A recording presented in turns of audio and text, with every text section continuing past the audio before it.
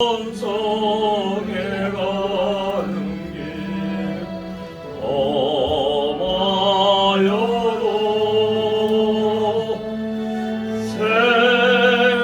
생명길 내나니 은혜로라. 천사 날 부르니 늘 찬송하면서 주께 더 나아가기 원합니다. 여러분이 함께여 일어나노. 올 땅을 쌓은 것 본받아서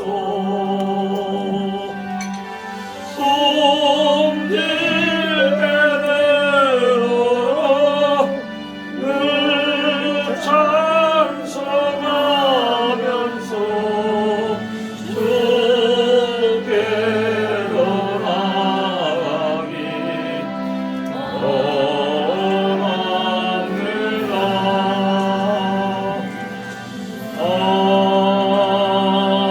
아멘.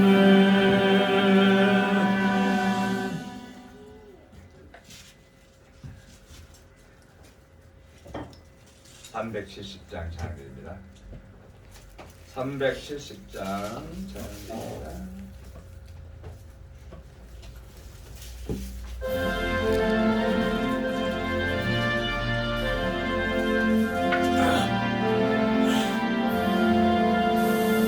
어둠 밤시 내리니 내 직분 지켜서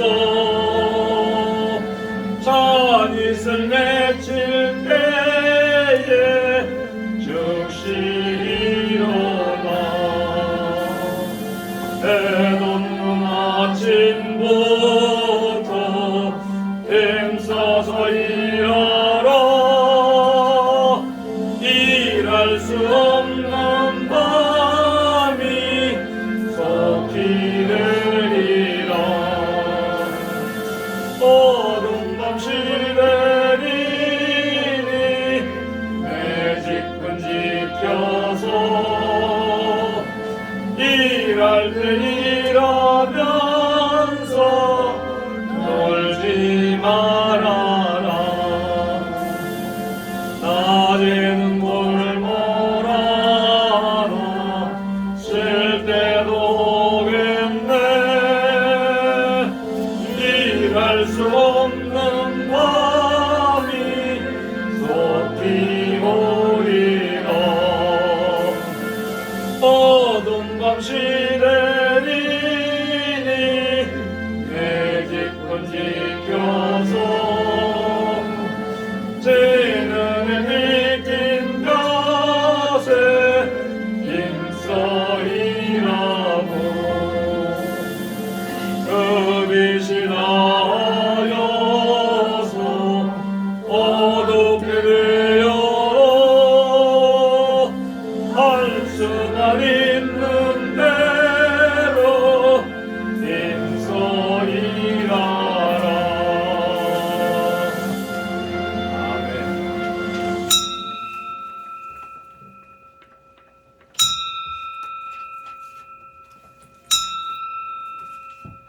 다 같이 묵상 기도드리심으로 주일 오후 예배 하나님께 드립니다. 다 같이 묵도 드립니다.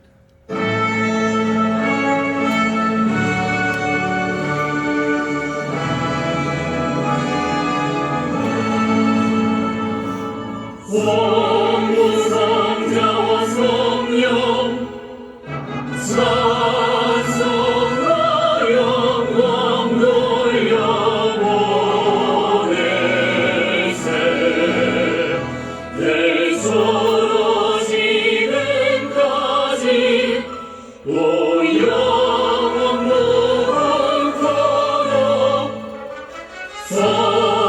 성삼위의 영광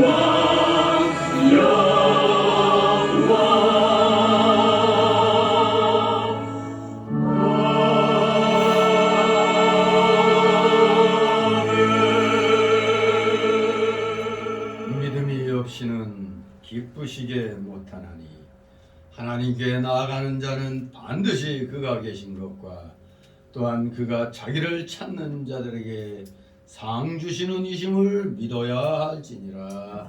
아멘. 다 같이 사도신경으로 신앙 고백 하나님께 드립니다. 전능하사 천지를 하나님 아버지를 내가 믿사오며 그 아들 우리 주 예수 그리스도를 믿사오니 이는 성령으로 잉태하사 성령 마리아에게 나시고 본디오 빌라도에게 고난을 받으사 십자가에 못 박혀 죽으시고 장사한지 사흘 만에 죽은 자 가운데서 다시 살아나시며 하늘로 올라 전능하신 하나님 우편에 앉아계시다가 일어서 산 자와 죽은 자를 심판하러 오시리라. 성령을 믿사오며 거룩한 공예와 성도가 서로 교통하는 것과 죄를 사하여 주시는 것과 몸이 다시 사는 것과 영원히 사는 것을 믿사옵나이다. 아멘. 다같이 찬송가 514장 부르시고 이 시간 후에 박석성 목사님 기도 인도하십니다. 514장 2절 부르고 간주 나갑니다.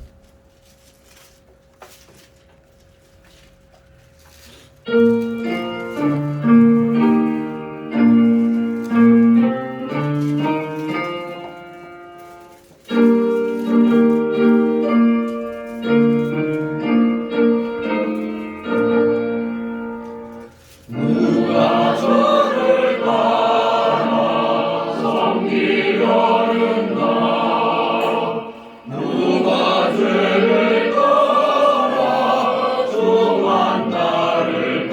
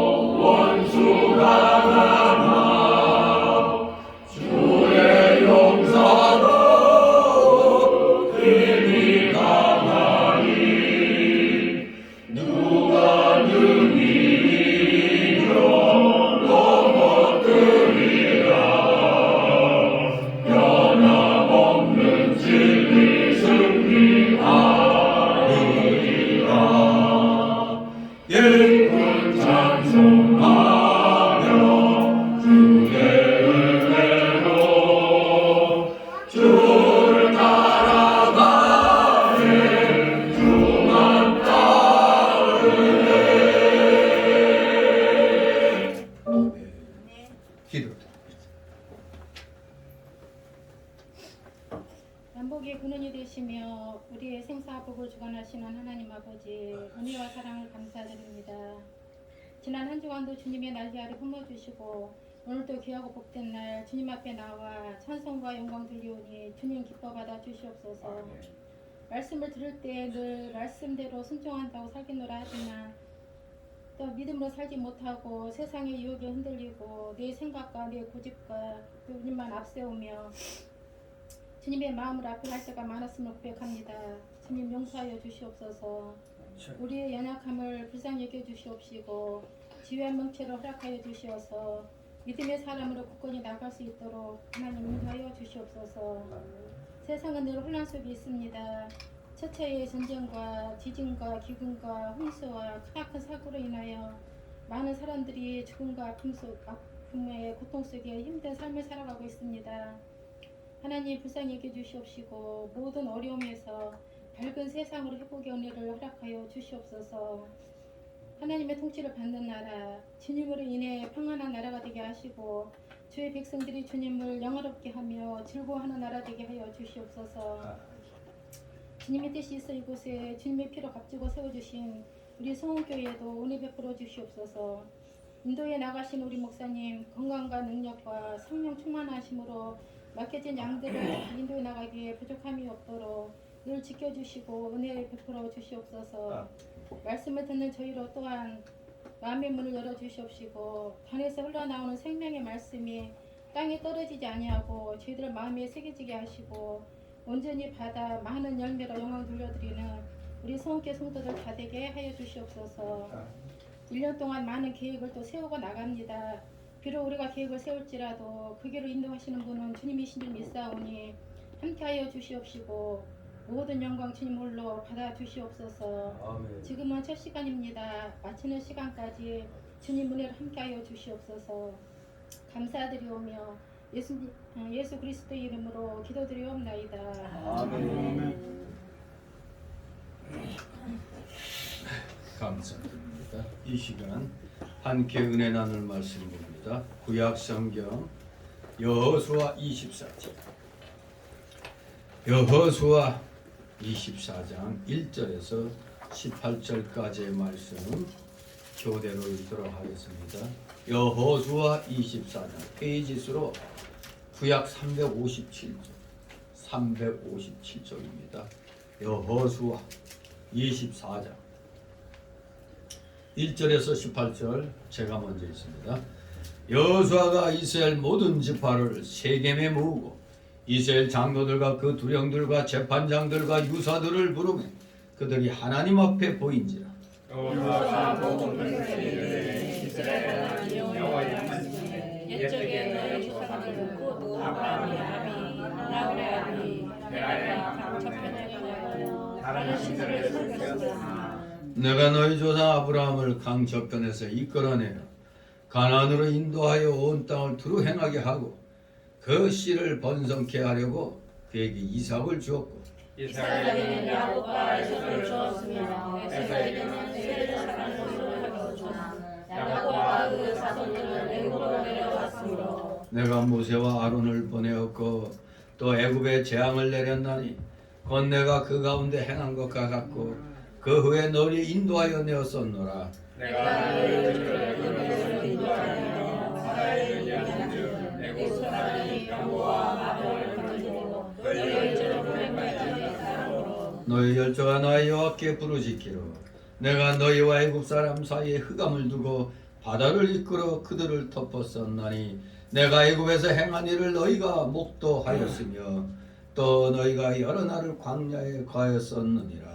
내가 또 너희를 인도하여 요르단 저편에 거하는 아모리 사람의 땅으로 올라가게 하매 그들이 너희와 싸우기로 내가 그들을 너희 손에 붙이매 너희가 그 땅을 점령하고 나는 그를 너희 앞에서 건져주셨으며 때 모압 왕 십볼의 아들 발락이 일어나 이스라엘을 대적하여 사람을 보내어 볼의 아들 발람을 불러다가 너희를 저주케 하려 하였으나 내가 발람을 듣기를 원치 아니하므로 그가 오히려 너희에게 축복하였고 나는 너희를 그 성에서 건져내었으며 너희가 요단을 건너 여리고에 이른즉 여리고 사람과 아모리 사람과 브리스 사람과 가나안 사람과 헷 사람과 기르가스 사람과 히 사람과 여부스 사람들이 너희와 싸우기로 내가 그들을 너희의 손에 붙였습니다.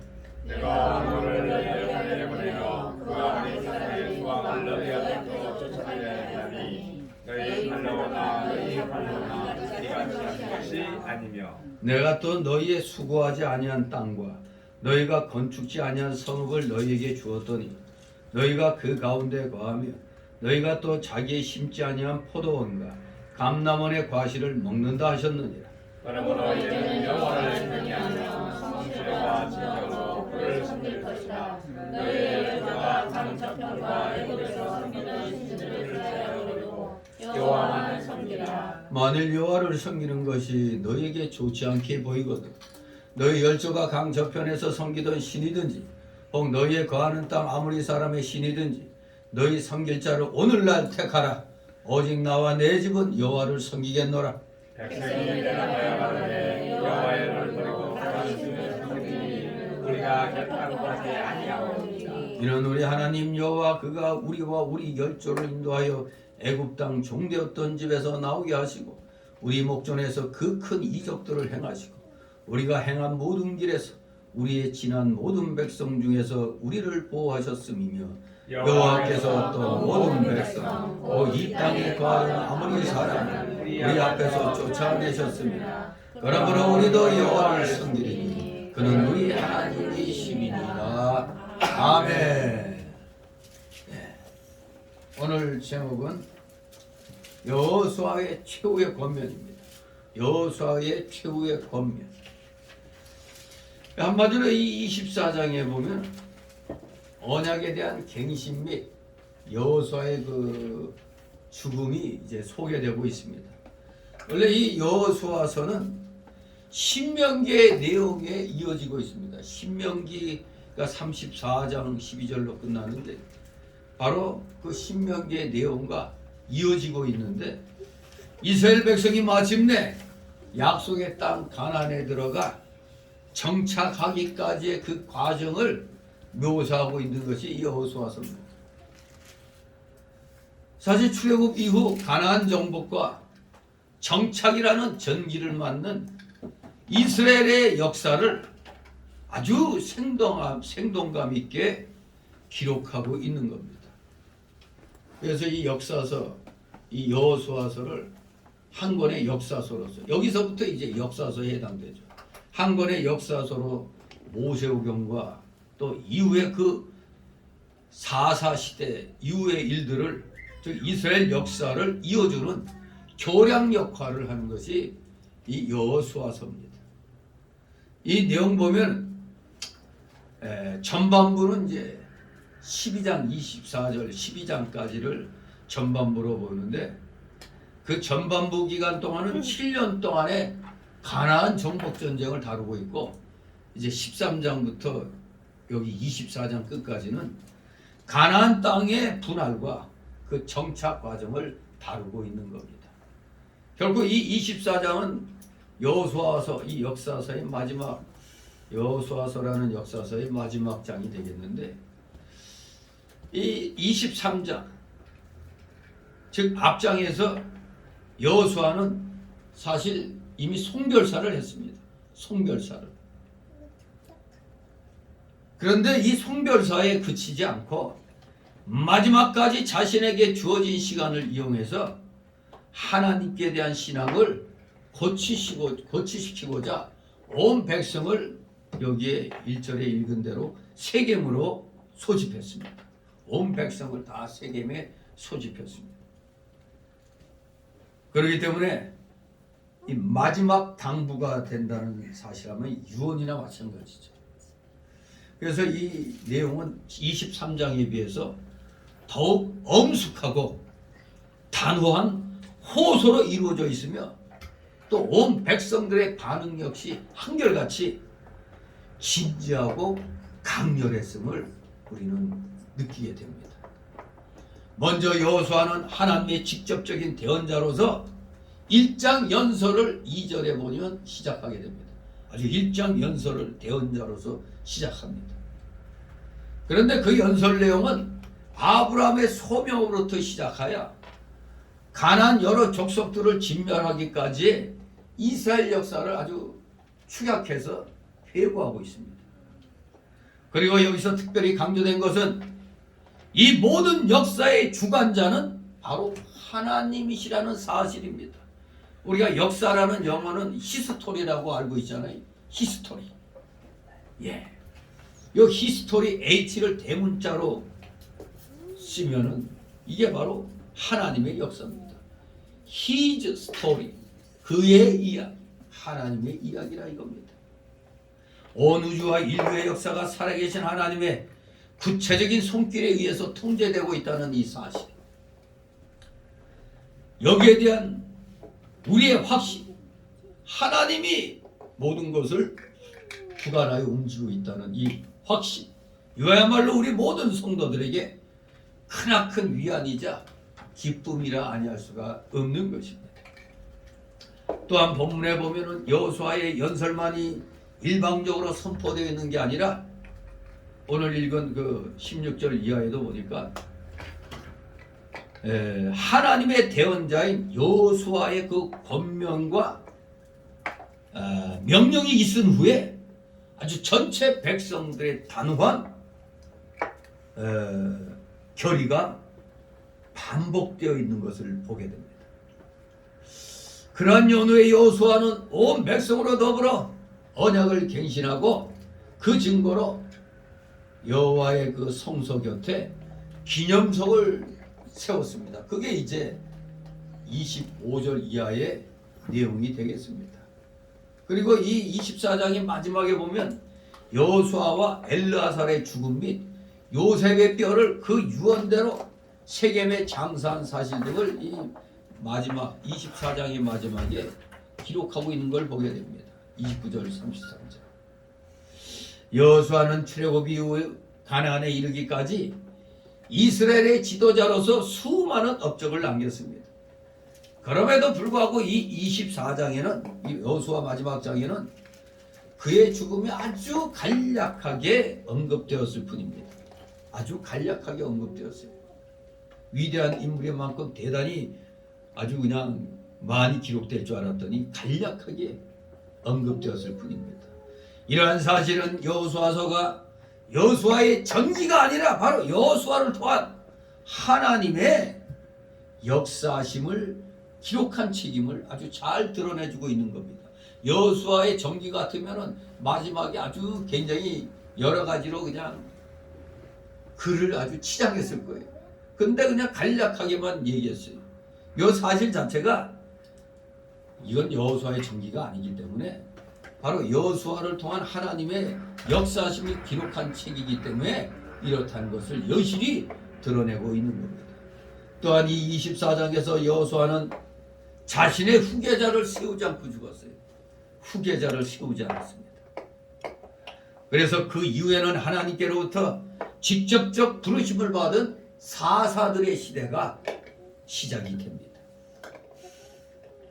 아무튼 이제 이 여호수아 이후부터는 사사들이 지도자로서 등장합니다. 다시 말해서 24장은 여호수아서 이후에 계속된 사사기의 그 잠정적인 그런 도입부가 되는 역할을 하고 있는 겁니다. 자, 여호수아는 최후의 권면, 어쩌면 유언을 하고 있는 것입니다.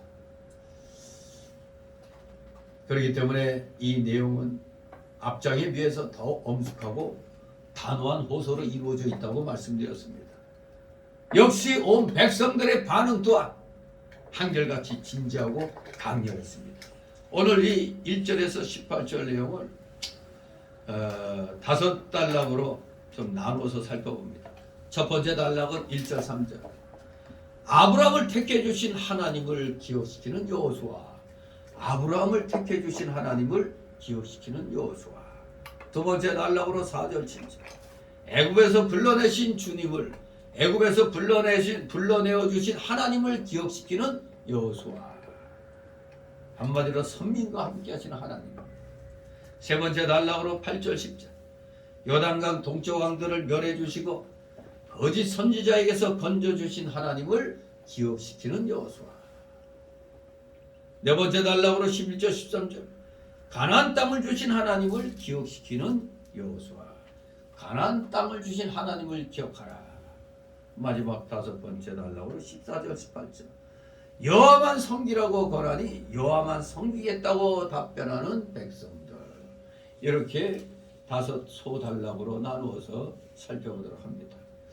한마디로 이 여호수아서는 한 줄로 말하면 모든 역사의 주관자는 바로 하나님이심을 우리에게 가르쳐 주는 겁니다. 자, 첫 번째 단락으로 1절 3절 아브라함을 택해 주신 하나님을 기억시키는 여호수아. 아브라함을 택해 주신 하나님을 기억하라. 1절 있습니다. 여호수아가 이스라엘 모든 지파를 세겜에 모으고 이스라엘 장로들과 그 두령들과 재판장들과 유사들을 부르며 그들이 하나님 앞에 보인지라. 아멘. 이제 여호수아는 마지막으로 이스라엘 모든 지파를 세겜으로 모았습니다. 세겜은 에발산과 그리심산 중간에 있는 오늘날의 그 텔 엘 발라타라는 지역이라고 합니다. 텔 엘 발라타. 여호수아가 이곳을 언약 갱신의 장소로 선택한 이유는 그 세겜이 족장 이후, 그러니까 족장 시대 이후에 성스러운 곳으로 여겨져 왔기 때문에 바로 이곳으로 백성들을 모은 겁니다. 여기에 모든 지파를 모았습니다. 세겜으로 모여라. 그리고 장로와 재판장들과 유사들을 특별히 불러서 하나님 앞에 보이게 하고 아주 유언적인 아주 간곡한 부탁을 하고 있는 겁니다. 네, 사람이 마지막을 당할 땐 진지해지잖아요. 헛말 안 하잖아요. 시간이 없는데 무슨 헛말 하겠어요. 진지하게 아주 간곡한 유언적인 부탁을 합니다. 지도자가 하는 이 최후의 부탁은 대단히 중요한 것입니다. 세겜에 하나님의 재단이 있었기 때문에 여호수아가 그들을 세겜에 모이게 하여 하나님을 경배하게 하며 하나님 앞에서 하나님의 말씀으로 그들을 깨우치며 부탁을 하는 겁니다. 네, 하나님의 말씀으로 깨우쳐서 부탁을 하는 겁니다. 2절 3절 있습니다. 여호수아가 모든 백성에게 이르되 이스라엘 하나님 여호와의 말씀으로 옛적에 너희 조상들도 아브라함의 아비 나홀의 아비 데라가 강 저편에 거하여 다른 신들을 섬겼으나 내가 너희 조상 아브라함을 강 저편에서 이끌어내 가나안으로 인도하여 온 땅을 두루 행하게 하고 그 씨를 번성케 하려고 그에게 이삭을 주었고. 아멘. 이제 여호수아는 모든 백성에게 최후로 하나님의 말씀을 전해 주었습니다. 아브라함의 아버지 데라가 유브라데강 건너편 갈대아 우르에 살면서 우상을 섬겼음을 창세기 11장 31절 또 사도행전 7장 2절 4절에서 밝히고 있죠. 그러나 하나님께서 데라와 아브라함을 그곳에서 불러내어 하나님의 백성이 되게 하시고 아브라함을 가나안 땅으로 인도하고 그 자손을 번성케 해주시기로 약속하시고 아들 이삭을 주었음을 다시 한번 일깨워주고 있습니다. 옛적에 너희 조상들 그 아브라함의 아비 나홀의 아비 데라가 강 저편에 가여 다른 신들을 섬겼으나 이것이 상당히 중요한 의미가 있습니다. 사실 하나님의 은총에 대한 아주 실제적인 증거로서 하나님이 이 아브라함을 우상 숭배자들로부터 불러내신 일이 지금 먼저 제시되어 있죠. 아브라함을 우상 숭배자들로부터 불러내신 일. 옛 이스라엘의 열조는 강 저편 갈대아 우르에서 살았고 그 후에 메소포타미아의 하란에서 거했다고 창세기 11장 28절 31절에 분명히 기록하고 있습니다. 그런데 여기 여호수아 24장 2절에서 데라의 세 아들 중 아브람과 나홀만이 언급되고 있죠. 아마 이것은 장자 하란이 일찍 죽었기 때문인 것으로 봅니다. 창세기 11장 26절 28절 보면 장자 하란이 일찍 죽었다 그렇게 봅니다. 그리고 데라의 가족이 섬겼던 다른 신들이란 그 당시 메소포타미아 사람들이 보편적으로 숭배했던 월신을 가리킵니다. 즉 달신을 가리킵니다. 이와 같이 믿음의 조상으로 숭앙받는 아브라함 역시 애초에는 여타의 이방 족속들과 마찬가지로 우상 숭배자였어요. 아브라함도 처음에는 그 아버지가 사는 곳에서 아버지 흉내를 낼 수밖에 없죠. 아버지 따라갈 수밖에 모르니까 아버지 따라 우상을 섬겼어요. 그러나 하나님의 주권적 은총으로 말미암아 택하시며 인도하여 내시는 그 복을 얻게 된 것입니다. 참으로 하나님의 놀라운 은혜인 것입니다. 이 아브라함을 불러내서 하나님 백성 되게 하시고 아브라함을 가나안 땅으로 인도했고 그 땅을 그 자손을 번성케 해 주시기로 약속하시며 아들 이삭을 주었다고 여호수아는 바로 지난 날을 지금 이 백성들에게 아주 엄숙하게 선언하고 있습니다. 우리들도 예수 믿기 전에는 저도 기억에 학교에서 무슨 가정조사하는 거 있잖아요. 그거 보면은 종교날이 꼭 나와. 그러면은 그냥 원래 우리 한국 사람들 불교 했으니까 그냥 불교다 그렇게 적어냈어. 그러니까 또 모든 게 불교 문화가 많다 보니까 우린 알게 모르게 그냥 불교를 믿든 안 믿든 불교식으로 많이 그거 하죠. 5일장, 11장, 49제, 이런 것들. 그것도 무슨 중국의 도교, 중국의 그 공자 사상 유교, 거기에서 나온 거지. 불교에서 나온 거지. 하여간 복잡해요. 알게 모르게 우리 민족은 하여간 이 불교나 유교 이런 사상을 굉장히 많이 받아왔으니까. 근데 그게 우리에겐 약점이 될 수 없어요. 아브라함도 한땐 그랬단 말이에요. 이게 하나님이 부르시기 전까지는 몰랐습니다. 우리도 때가 되면 하나님이 부르셔서 예수 믿고 구원받고 믿음 생활하는 겁니다. 자, 이렇게 여호수아는 백성들에게 바로 그러한 아브라함을 택해서 불러내셨다는 그 하나님을 기억시키고 있습니다. 이제 두 번째로 4절 7절 선민과 함께 하시는 하나님, 즉 애굽에서 불러내신 하나님을 기억시키고 있습니다. 애굽에서 불러내신 하나님을 기억시키는 여호수아 4절 7절 있습니다. 이삭에게는 야곱과 에서를 주었으며 이 에서에게는 세일산을 소유로 줬으나 야곱과 그 자손들은 애굽으로 내려갔으므로 내가 모세와 아론을 보내고 또 애굽에 재앙을 내리니 곧 내가 그 가운데 행한 것과 같고 그 후에 너희를 인도하여 내었었노라. 내가 너희 열조를 애굽에서 인도하여 내어 바다에 이르게 한즉 애굽 사람이 경고한 야곱을 거느리고 너희 열조를 홍해까지 따르므로 너희 열조가 나 여호와께 부르짖기를 내가 너희와 애굽 사람 사이에 흑암을 들고 바다를 이끌어 그들을 덮었었나니 내가 애굽에서 행한 일을 너희가 목도하였으며 또 너희가 여러 날을 광야에 거하였었느니라. 아멘. 하나님께서는 또 이삭에게서 에서와 야곱을 낳게 했고 또 맏아들 에서에게는 세일산을 소유로 주었다고 말씀하고 있습니다.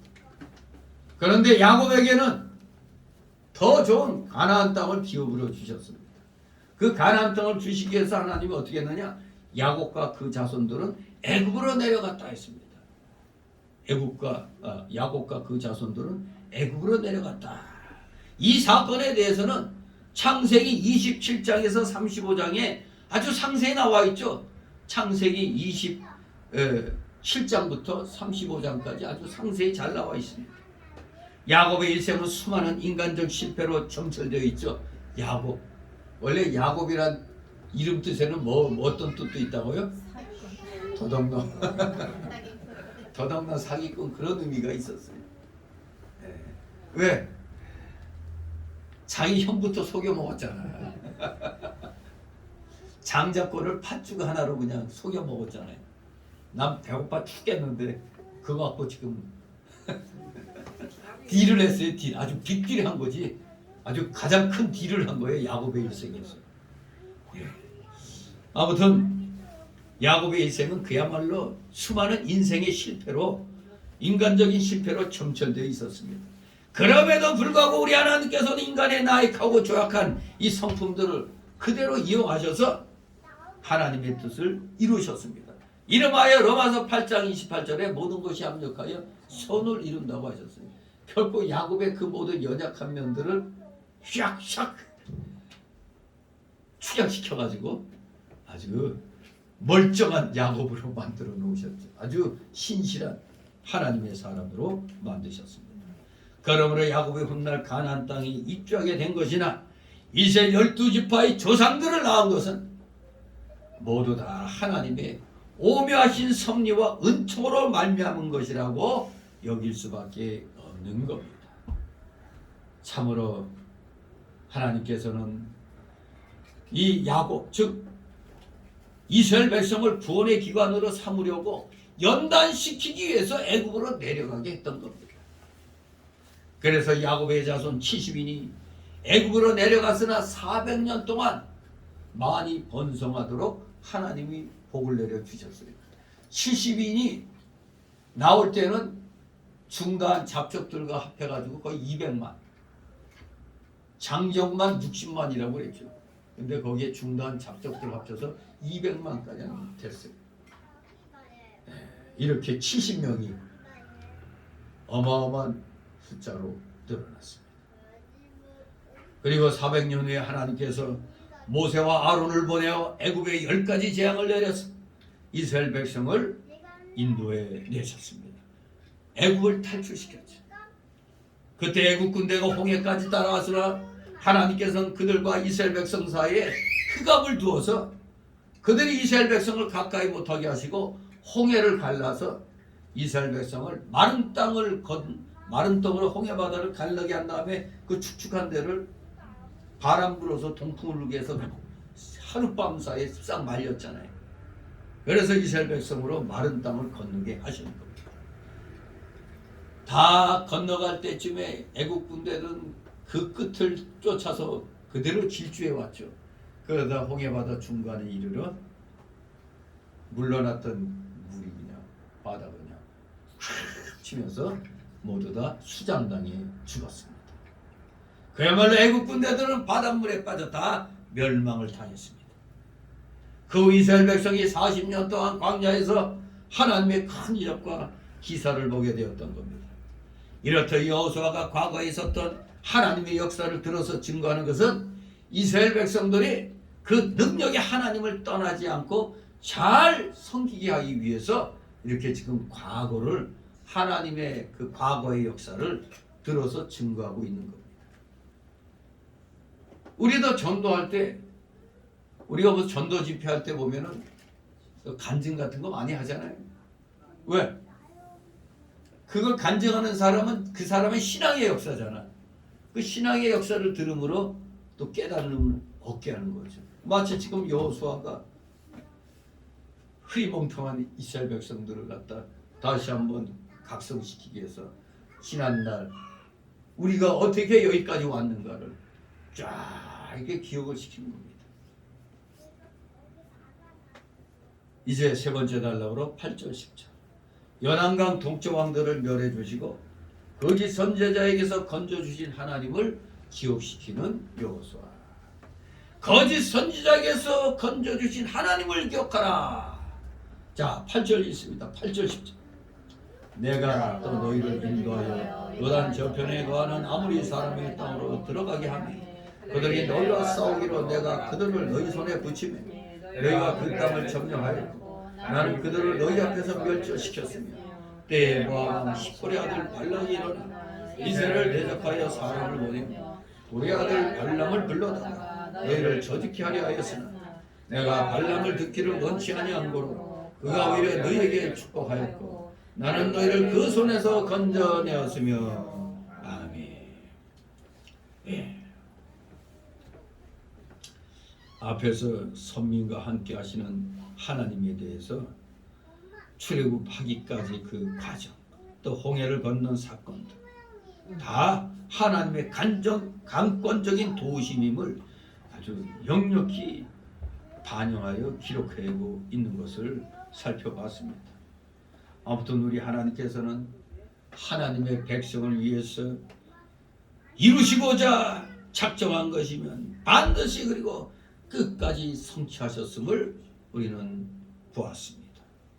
그 이루시는 방법에 관해서는 때로는 초자연적 본능과 이적이 동반되어 때로는 인간의 능력이 도구로 사용되기도 하였던 것입니다. 이스라엘 백성이 요단강 동편에 있는 아모리 사람과 전쟁할 때도 하나님께서 아모리 사람을 멸절시키고 그 땅을 이스라엘이 점령하게 해 주셨습니다. 또 모압 왕 발락이 하나님의 선지자 발람을 끼워서 이스라엘을 저주하도록 했어요. 그러나 하나님께서는 그 말을 듣기 싫어하시고 도리어 복을 내리게 하셔서 복을 빌게 하셔서 그 손에서 건져주시는를 기억하라는 것입니다. 사실 여호수아가 여기에서 이 발람의 관련된 기사를 언급한 사실은 상당히 주목할 만한 그런 내용이라 할 수 있습니다. 왜냐하면 요 발람에 관한 기사는 민수기 22장, 24장에 잘 말씀하고 있죠. 민수기 22장에서 24장까지.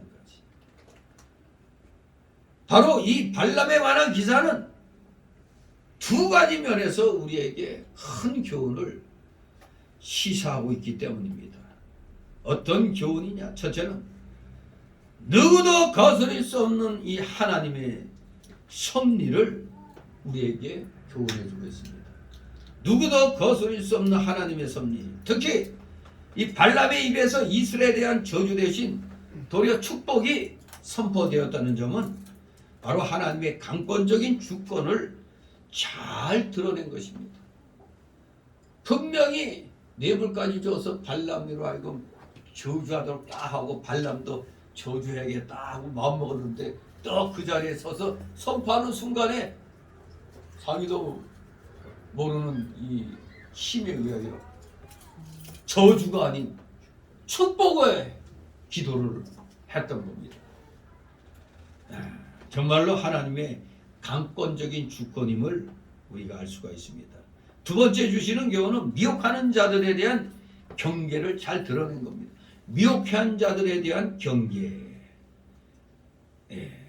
비록 발람이 여호와의 권능에 압도되어 이스라엘을 감히 저주하지는 못했다 했지만 훗날에 이 발람은 탐욕에 눈이 어두워서 이스라엘을 우상숭배에 빠져들도록 배후에서 계략을 꾸몄던 것으로 우리 민수기 31장 1절 8절을 통해서 짐작할 수 있겠습니다. 타락하도록 배후에서 계략을 꾸몄어요. 자기가 직접적으로 저주는 못하니까 타락하도록 계략을 꾸몄던 겁니다. 따라서 가나안 땅에 잔존하였던 우상 세력들에 대해서 우리 여호수아는 지금 이제 마지막에 자기는 더 이상 존재하지 못하니까 강력한 경각심을 고취시키고자 하기 위해서 이 발람의 교훈을 여기서 선포를 하는 겁니다. 발람은 말로는 하나님의 선지자라고 떠들고 있습니다만 사실상 하는 일 보니까 거짓 선지자임을 알 수가 있습니다. 왜? 하나님의 선지자가 어떻게 뇌물 받고 더구나 이방 왕과 짝할 수가 있어요. 오늘날 목사들도 마찬가지죠.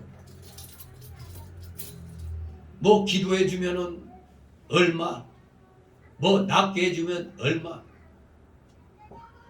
이거 다 그 거짓 선지자들의 특징입니다. 거저 받았으니까 거저 줘야죠. 기도해줘서 그 성도가 병 나왔으면 성도는 교회에다가 하나님 앞에 헌금 바치는 거지. 그 목사에게 사례가 아니죠. 그거는 하나님의 은혜에 감사해서 교회에 이제 감사의 힘을 드리는 거죠. 개인적으로 물론 드릴 수는 있겠지만 그건 좀 폐해가 심해져요. 그렇게 되면 나중에. 왜냐하면 누가 또 이제 무슨 일이 있어서 기도를 해달라고 해야 되는데 누가 누구네 집에서 뭐 했더니 얼마를 줬더라. 이러면 어떻게 되겠어요? 그 다음부터는 안 하는 거예요. 그러니까 그런 일이 있을 때는 그냥 교회에 그냥 감사의 예물로 바치면 좋은 겁니다. 아무튼 이 거짓 선지자들의 특징은 뇌물을 좋아해요. 뇌물. 뇌를 움직이게 하나 봐. 그래서 뇌물인가? 아무튼 이방왕과 짝하고 뇌물 받는 건 하나님의 선지자가 할 일이 아닙니다. 오늘날도 마찬가지입니다. 거짓 선지자가 세상과 짝하여 성도들을 미혹시키고 참교회를 멸하고자 합니다. 하나님께서 우리를 애국과 같은 세상에서 건져내어 주시고 하나님의 사역자들을 보내어 바른 길로 인도해 주시며 모든 원수의 세력에서 건져 주신 것을 우리는 하나님께 감사를 드려야 되겠습니다. 네 번째 달락으로 11절 13절 가나안 땅을 주신 하나님을 기억하라. 가나안 땅을 주신 하나님을 기억시키고 있습니다. 11절 12절 있습니다. 너희가 요단을 건너 여리고에 이른즉 여리고 사람과 아모리 사람과 브리스 사람과 가나안 사람과 헷 사람과 기르가스 사람과 히 사람과 여부서 사람들이 너희와 싸우기로 내가 그들을 너희의 손에 붙였으며 내가 왕벌을 너희 앞에 보내어 그 아모리 사람의 두 왕을 너희 앞에서 쫓아내게 하였나니 너희 칼로나 너희 활로나 이같이 한 것이 아니며. 아멘. 예. 이스라엘 백성이 모세 때에 요단강 동편에서 아모리 족속과 싸웠죠. 전쟁했습니다. 그때 하나님께서는 왕벌을 보내어 그 두 왕 헤스본 왕 시온과 바산한 옥을 쫓아내어 주신 걸, 그 사건을 늘 기억하라는 겁니다. 또 하나님께서 요단강을 기적적으로 건너게 해주시고 가나안의 여러 족속들을 정복하게 해주신 것을 잊지 말라고 권면하고 있습니다. 자, 그런데 여기서 왕벌을 보낸다고 그랬죠. 왕벌. 왕벌이 무엇일까? 왕벌. 내가 왕벌을 너희 앞에 보내어. 바로 이것은 이스라엘 백성들을 위한 하나님의 약속이 실현된 걸 의미합니다. 뭐 구태여 왕벌을 해석하면 천사를 가리키거나 혹은 하나님께서 심판의 도구로 사용하시는 군대나 그 강한 왕을 가리킨다고 얘기합니다. 뭐 실제로 아수르가 범죄할 때 애국을 보내서 징계하셨잖아요. 또 바벨론이 하나님을 거역할 때에도 메대왕 다리오를 보내셔서 바벨론 왕 벨사사를 멸망시킨 일이 다니엘서 5장 30절 31절에 기록되어 있습니다. 하지만 여기에서는 심판의 도구로 사용되는 나라와 왕이 나오지 않은 것을 보니까 천사를 가리키는 거 아니냐. 이게 천사를 가리킨다고 보는 견해가 여기에 구체적으로 심판의 도구로 사용되는 나라와 왕이 안 나오기 때문에 그건 천사다. 천사를 가리킨다 보는 겁니다. 그것은 우리가 잘 아는 대로 열왕기하 19장에 하나님이 아수르 군대 18만 5천 명을 누구를 보내가지고 멸절시켰죠? 천사를 보냈잖아요. 천사. 하룻밤 사이에. 하나님이 천사를 보내셔서 하룻밤 새에 이 아수르군 18만 5천 명을 멸망시킨 일이 있습니다. 그렇기 때문에 오늘 여기 본문의 사건도 하나님께서 천사를 보내서 아모리 사람의 두 왕을 물리친 것이다. 이렇게 해석하기도 합니다. 그런데 또 한편으로는 이거는 그냥 왕벌은 애굽왕 바로의 힘을 상징한 표현으로 보는 게 낫다. 이렇게 얘기하는 사람도 있어요. 그래서 그게 무슨 말이냐 하면은 이스라엘 백성이 가나안에 도착하기 이전에 하나님께서는 애굽의 군대를 먼저 가나안 땅에 침공시킴으로써 가나안 거민들의 세력을 약화시키셨다는 겁니다. 그러니까 이스라엘 백성들이 어부지리로 쉽게 들어가게 됐다는 얘기죠. 하지만 이것도 그냥 문자 그대로 해석하는 사람도 있어요. 그냥 문자 그대로 해석해서 이거 팔레스틴 전역에 두루 자생하는 왕벌들이 하나님의 심판의 도구로 사용되었다. 이렇게 해석하는 게 더 낫지 않느냐? 또 그렇게 얘기도 합니다. 우리는 아스르 군대를 하룻밤새 멸절시킨 더나 한두 명이에요. 몇천 명도 아니고 18만 5천 명이잖아요. 여기 천사를 보내서 했다고 했으니까 천사를 가리킨다 이렇게 보지만 한편으로는 그냥 거기에 자생돼 있던 왕벌로 우리가 그 자연의 무서움을 볼 때 메뚜기 떼가 그냥 하늘을 덮으니까 곡식이 하나도 안 남는 거 보죠. 근데 만약에 왕벌들이 날아다니면 우리는 벌에 한번 쏘이면 어떻게 돼요? 벌도 일단 말벌 같은 거 쏘이면 죽을 수도 있거든요. 그러니까 하나님이 또 자연적인 이런 왕벌들을 이용해서 이스라엘 적들을 제거하실 수도 있는 거거든요. 그래서 또 그렇게 해석한다고 해서 틀린 건 아닙니다. 여기 분명히 왕벌을 보내가지고 아무리 사람이 두 왕을 너 옆에서 쫓아내겠다 하면 실질적으로 그 왕벌들을 하나님이 불러 그 왕벌들이 새까맣게 몰려와서 아모리 왕하고 시온 왕이 딱 버티고 있는데 뭐야 하늘 새까맣게 덮어가지고 왕벌이 날라와 거기에 물리면 그냥 죽는 거 아니에요. 잘못하면 힘이 또 오죽 그거에 독해요. 그래가지고 내쫓을 수도 있잖아요. 네. 그렇게도 또 해석할 수도 있습니다. 13절 있습니다.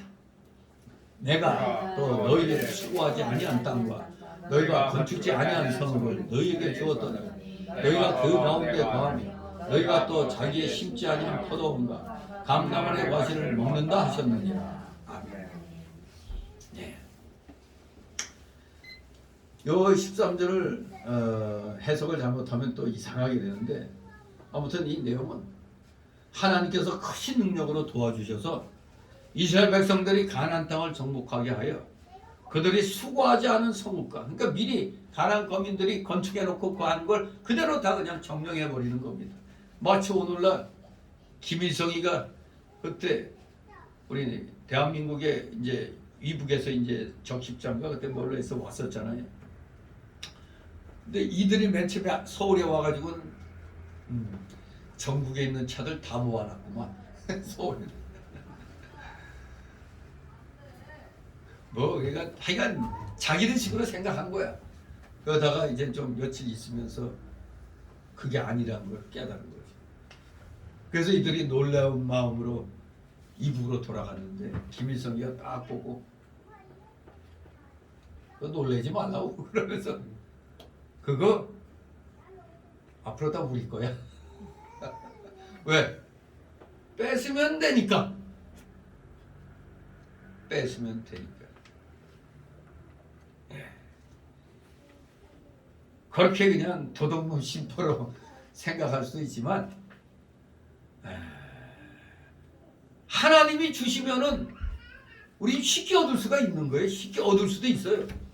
여기 말씀대로 심지 않은 포도원과 감람원의 과실도 먹고 수고하지 않은 성읍과 건축하지 않은 집들에 남이 다 해놓은 곳에 그냥 우리가 거주할 수 있는 겁니다. 하나님께서 우리에게도 우리가 수고하지 않은 성읍이나 집을 지어 평안을 누리게 하시는 경우가 많이 있습니다. 많이 있잖아요.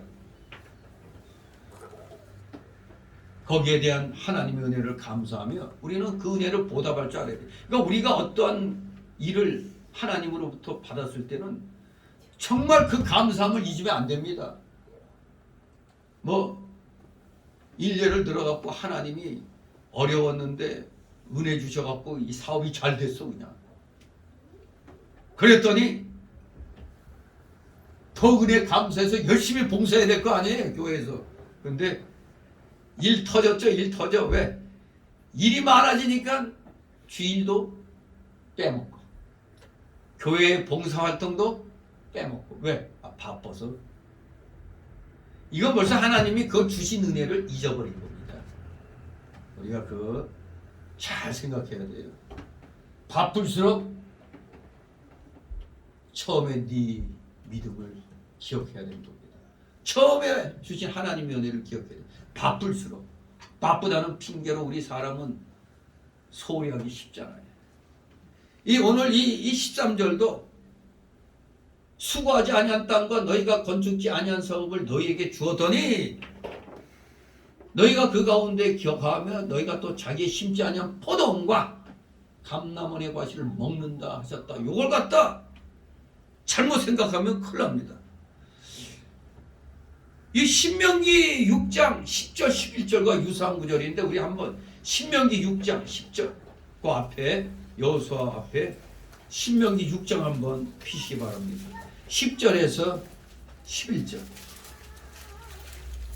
유사한 말씀입니다. 23절이 다 찾았습니까? 신명기 6장 10절 10절 있습니다. 내 하나님 여호와께서 네 열조 아브라함과 이삭과 야곱을 향하여 네게 주리라 맹세하신 땅으로 너로 들어가게 하시고 네가 건축하지 아니한 크고 아름다운 성읍을 얻게 하시며 네가 채우지 아니한 아름다운 물건이 가득한 집을 얻게 하시며 네가 파지 아니한 우물을 얻게 하시며 네가 심지 아니한 포도원과 감람나무를 얻게 하사 너로 배불리 먹게 하실 때 그럴 때 어떻게 하느냐? 12절 있습니다. 너는 조심하여 너를 애굽 땅 종되었던 집에서 인도하여 내신 여호와를 잊지 말고 13절 내 하나님 여호와를 경외하며 섬기며 그 이름으로 맹세할 것이니라. 그저 10절 11절만 생각하고 아이고 감사합니다 하다가 그걸로 끝나. 그러나 12절 13절 같이 조심해서 잊지 말라고 그랬잖아요. 조심해서 잊지 말라. 가나안 땅은 하나님의 영원한 구속 계획의 한 방도로서 이스라엘 백성들에게 주어졌다는 점에서 아주 시원한 그런 의의를 갖고 있습니다. 만물의 창조와 마찬가지로 새 창조인 만물의 구속, 사실 만물의 구속은 제2의 창조라고 하실 수 있죠. 만물에 대한 구속, 이 만물의 구속은 새 창조라고 볼 수 있어요. 오직 하나님의 주권적인 계획과 역사하심을 따라 이루어지는 겁니다. 구속, 만물에 대한 구속은. 그러나 우리는 이 13절의 의미를 곡해가지고 마태복음 25장에 나오는 그 달란트 비유에 한 달란트 받은 사람이 어떻게 행동했죠? 무서워서 이거 다 날리면 어떡하나 무서워서 사용하지 않고 땅에 묻어버렸어요. 바로 하나님께로부터 받은 달란트를 땅에 감춰두는 그러한 우를 범하면 안 됩니다. 하나님이 주셨으면 이걸 어떻게든지 하나님의 영광을 위해서 사용할 줄 알아야 되는 겁니다. 거저 주셨으니까 뭐 그냥 손쉽게 먹는구나 이렇게 생각하면 안 되는 겁니다. 그래서 우리 예수 믿는 사람들도 세상에 널려 있는 것들 그냥 받을 수 있잖아요. 그냥 공짜로 받는 게 우리 복권이라든가 또 어떤 일에 있어서 그냥 막 생각지도 않았는데 그냥 뭐 땅값이 오른다든가 이런 것들도 다 여기에 이 13절 같이 거저 얻은 거가 되거든요. 가만히 있었는데 우리 집이 막 올라. 네? 그러면은 하나님께서 복 주셨으니까 이제 나는 편안하게 살면 되겠다 이렇게 마음 먹으면 안 된다는 얘기입니다. 하나님의 은혜를 잊으면 안 되는 겁니다. 나에게 뭔가를 주셨다면 그것을 가지고 뭔 일을 하라는 거죠? 하나님의 영광을 위한 일을 하라고 하는 겁니다. 그런데 그걸 잊어버리고 살았더니 어느 날 보니까 받았던 게 다 날아가고 없는 거예요. 이게. 그거 조심해야 됩니다. 하나님이 어느 날 여러분들에게 주실 수 있어요. 근데 어느 날 바람같이 사라지는 사람은 수상해. 어느 날 바람같이 사라졌어. 뭐가 됐나 보지? 잽싸게 또 이민 신청하고 그러면 안 되는 겁니다. 여호와 하나님의 은혜를 잊으면 안 되는 겁니다. 나에게 이렇게 주셨구나. 그러면 일을 하라는 얘기입니다. 진실로 하나님의 은혜를 감사하면서 그 은혜를 보답할 줄 알아야지. 그저 그냥 받았으니까 요건 내 거 나만. 그게 바로 그 한 달란트 받아갖고 그냥 딱 땅에 숨겨놓은 거랑 똑같은 겁니다. 우리 기독교인의 사랑은 무슨 사랑이죠? 받는 사랑이에요? 주는 사랑이에요? 주는 사랑이잖아요. 주는 사랑. 우리 예수님이 하나 남김없이 다 주셨잖아요. 다 주셨는데 자기들 배만 부르면 되는 모양이야. 그래서 자기들 교회만 아무 일이 없으면 돼. 오늘 보니까 아까 잠시 점심 먹고 그 광화문 온 거기에 너만 몰라 나만 알아 뭐 TV 왜 보니까 오늘 정광 목사 사랑제일교회에서 무슨 예배하는 내용이 이제 실리고 있어서 한번 봤는데 거기에 박찬종 변호사가 뭐 한때는 이 사람도 유명했죠. 근데 나한테 딱 걸린 게 있었지 이 사람. 다른 사람들 다 잊은 것 같아. 한때 박근혜 탄핵할 때 이 박찬종도 아주 그냥 박근혜를 비판하고 문재인이 잘한다는 식으로 얘기했댔어. 그걸 아침에 뉴스인지 뭘 통해서 안병남 목사님 보고 오셔가지고 점심 때 그 박찬종이 괜찮지 않아? 그렇게 물어봤을 때 제가 한마디로 아니 그 사람도 얍삽한 사람입니다. 딱 그랬죠. 그런데 어느 날부터 딱 보니까 이제 탄핵 반대편에 서가지고 집회하는 데 나오고 아주 우파로서 이제 막 활동을 하더라고요. 저는 한때 뭐 좀 실수할 수 있잖아요. 사람이 판단 잘못할 수도 대부분 다 그렇게 판단했잖아요. 근데 나는 그때 처음부터 이건 뭐가 잘못된 거다 분명히 얘기했습니다. 그래서 목사님들하고도 내가 너무 지나치게 뭐 우파로 기울여졌니 어쩌니 그런 소리 듣고 구구 소리까지 들었어요. 그러나 내 말이 딱 맞았잖아요. 결국 그 양반도 처음에는 문재인 편 같더니만 어느 날 딱 보니까 이제는 문재인이 잘못됐음을 이제 밝히고 나가더라고요. 오늘 그 사랑제일교회 나와가지고 원래 그 사람이 천주교 신자야. 그런데 전번에 정광훈 목사 교회에 등록을 했어. 그래가지고 그 부인으로부터 좀 말을 많이 들었대. 10몇 년 동안 그 성당 근데 10몇 년 동안도 나가지 않았대. 자기는 뭔가 좀 잘못됐어. 왜? 정의구현 사재단이 단어만 정의구현이지 불의구현 사재단 아니야? 빨갱이 편. 이 사람이 그 정광훈 목사 교회에 등록하고 정광훈 목사도 하여간 자주 나오라는 소리는 안 하지만 그래도 목이 허락되면 나오시라고 이제 그렇게 얘기를 했대요. 근데 오늘 보니까 나왔어.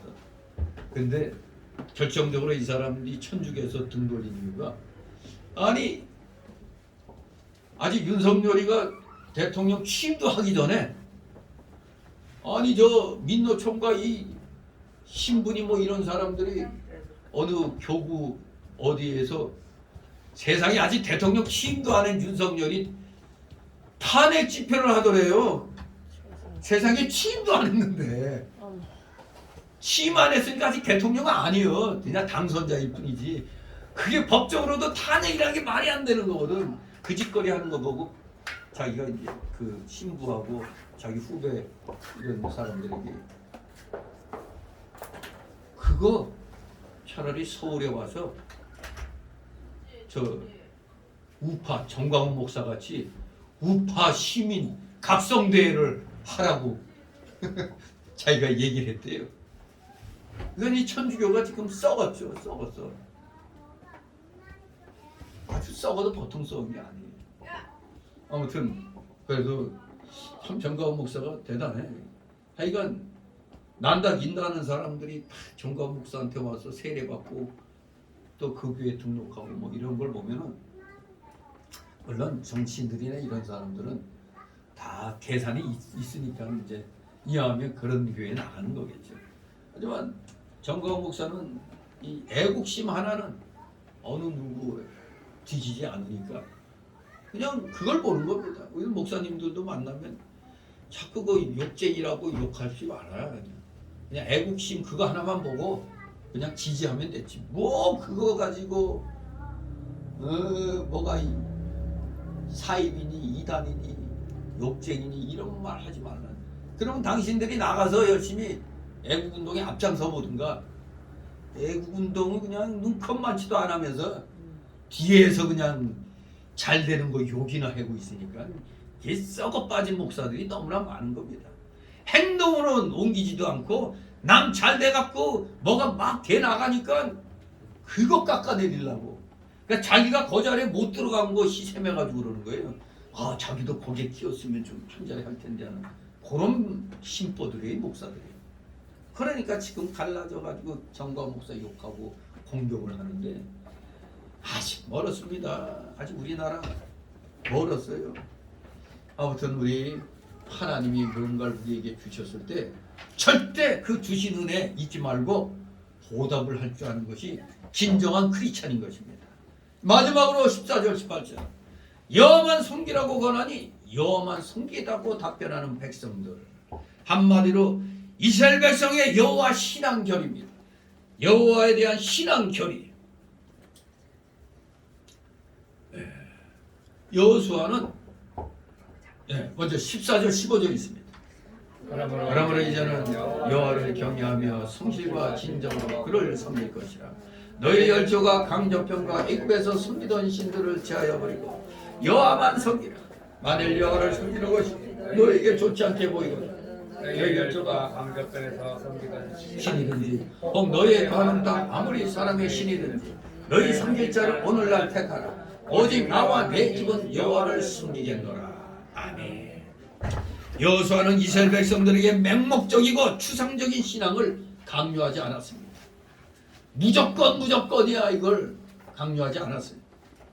과거 이스라엘 백성들을 복을 내려주신 하나님의 은혜들을 구체적으로 열거를 쭉 13절까지 하고 나서 비로소 결단을 촉구했던 겁니다. 그러니까 설득을 한 겁니다. 설득.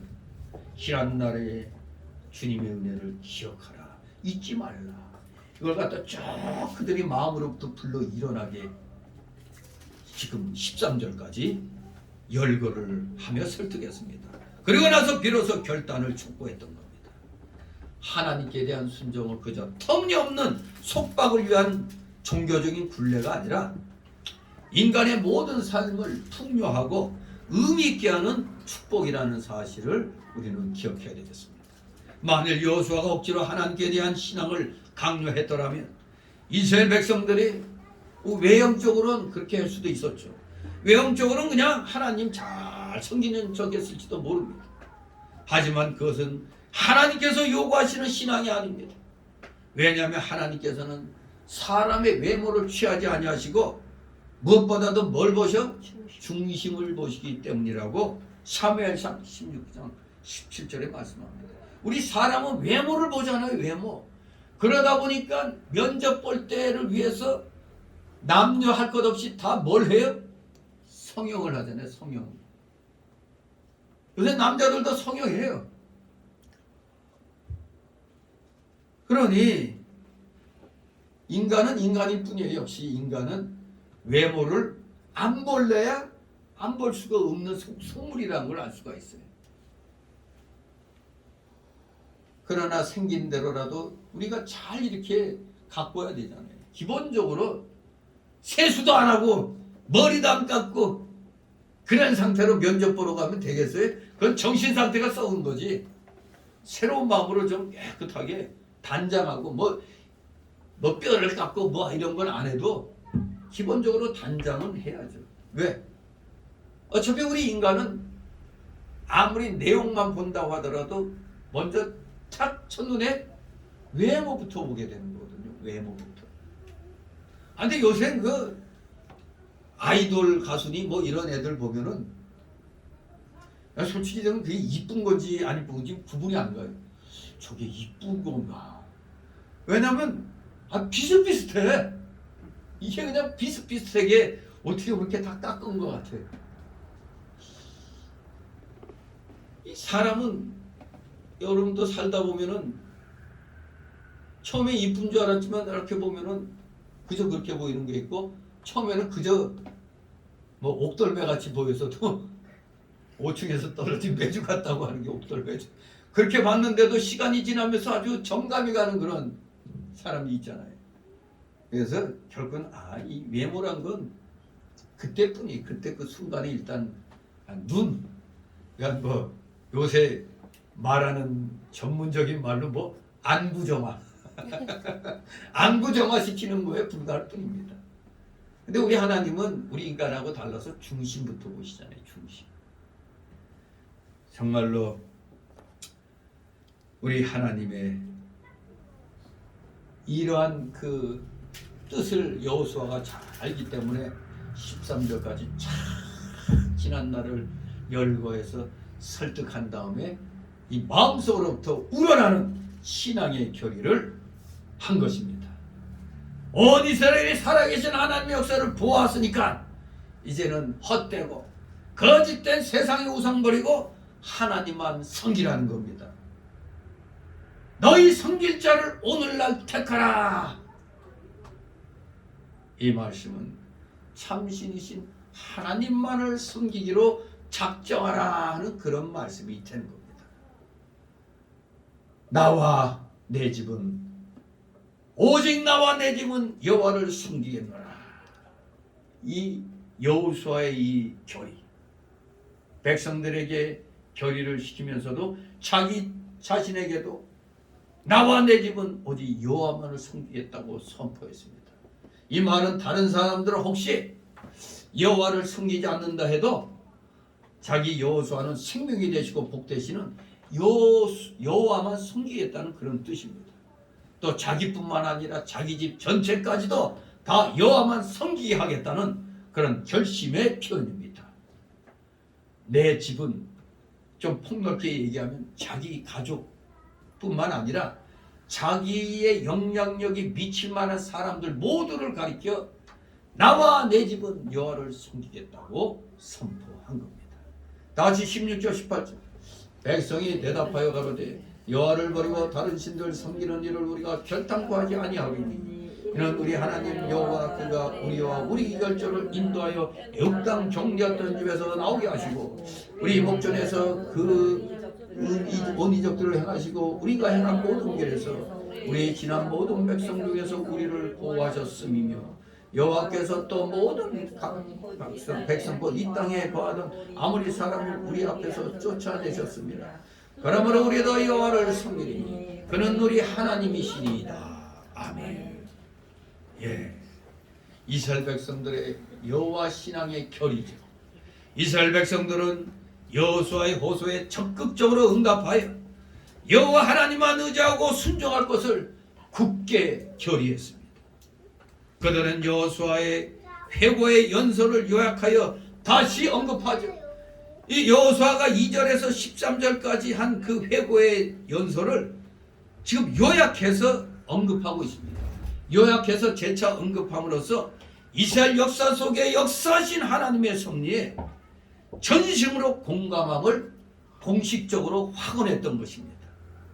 그들의 신앙은 합리적 이론 체계를 통한 각성에 국한된 것이 아니라 직접 그들 스스로 피부로 절감하고 눈으로 목격함으로써 체득한 체험적인 신앙이었던 겁니다.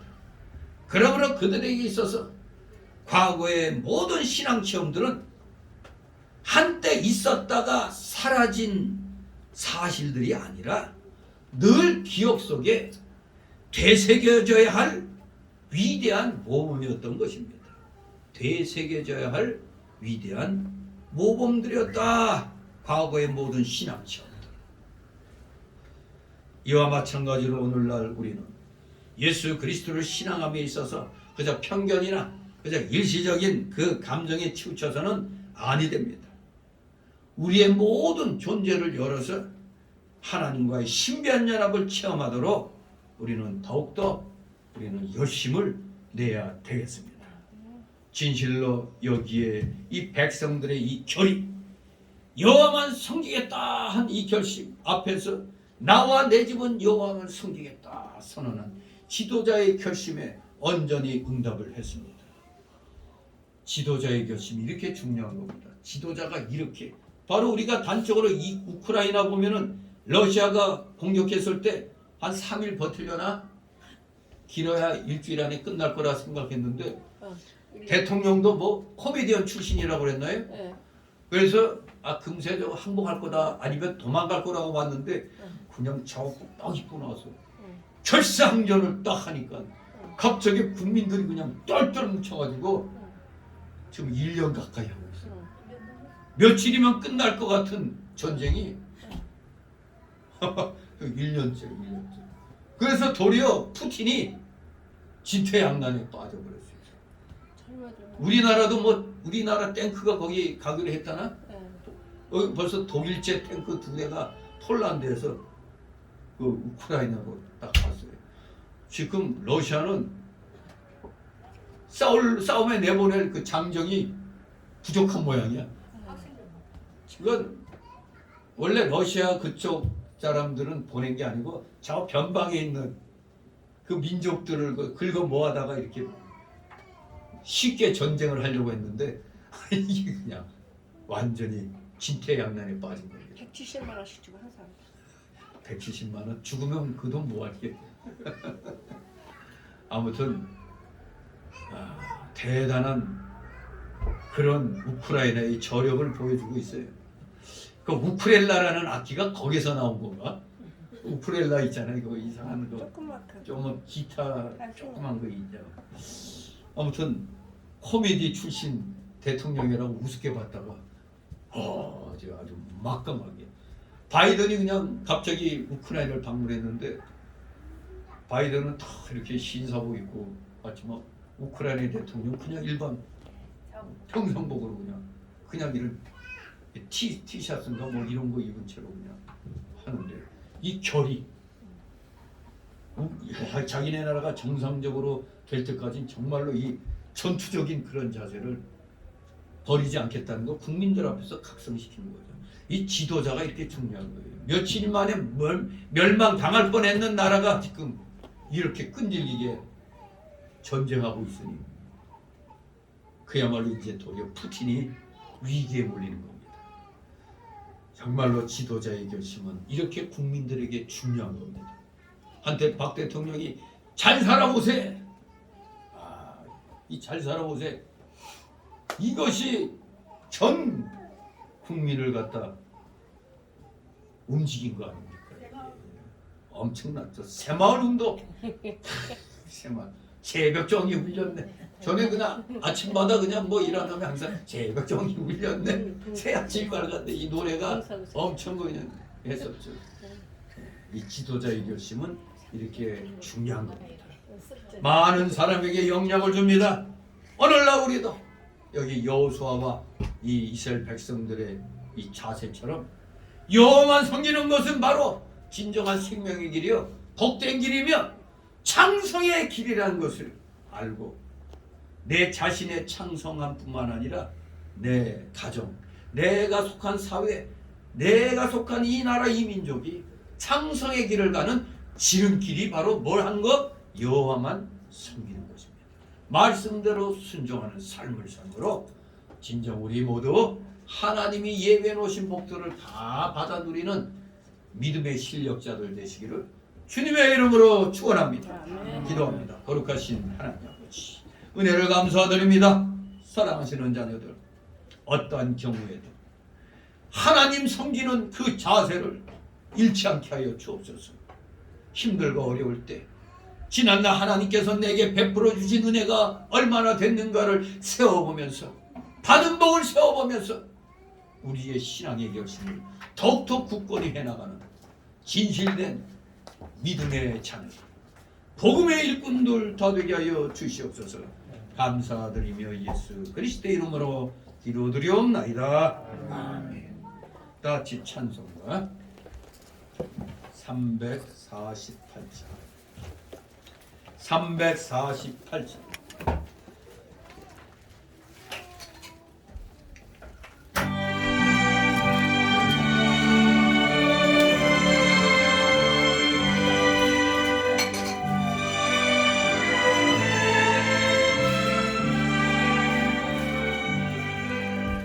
나의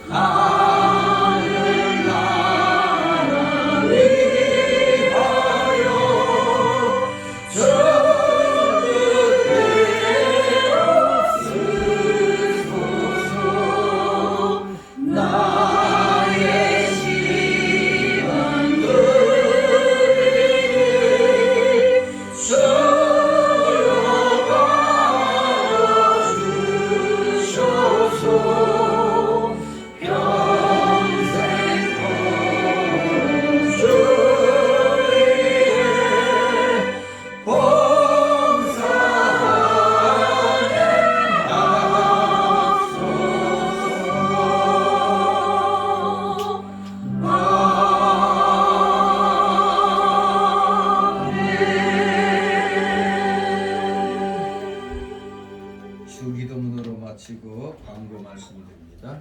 하늘에 계신 우리 아버지여 이름이 거룩히 여김을 받으시오며 나라의 마음이시며 뜻이 하늘에서 이룬 것 같이 땅에서 이루어지이다. 오늘날 우리에게 일용할 양식을 주시고 우리가 우리에게 죄진 자를 사해준 것 같이 우리 죄를 사하여 주시고 우리를 시험에 들게 하지 마옵시고 다만 악에서 구하옵소서. 내게 나라와 권세와 영광이 아버지께 영원히 있사옵나이다. 아멘.